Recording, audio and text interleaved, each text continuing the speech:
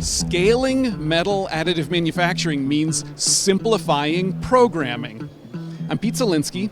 I'm at the ASTM International Conference on Advanced Manufacturing.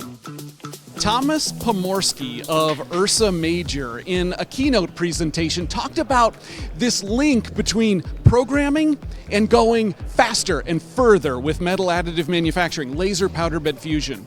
In machining, usually there's one CAM software, and through post-processors, it can program many different CNC machine tools.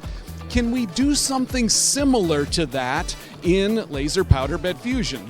Ursa Major worked with Dyndrite to develop and implement a universal slicer, one single programming interface that through translation could program many different laser powder bed fusion machines. So far, Ursa Major has successfully printed 7 different builds, very different geometries, all of them on 5 different OEMs laser powder bed fusion machines. One programming step translated through vectors so that the part prints identically on many different companies' machines. Bonus: once programming is centralized in that way, AI can make it better.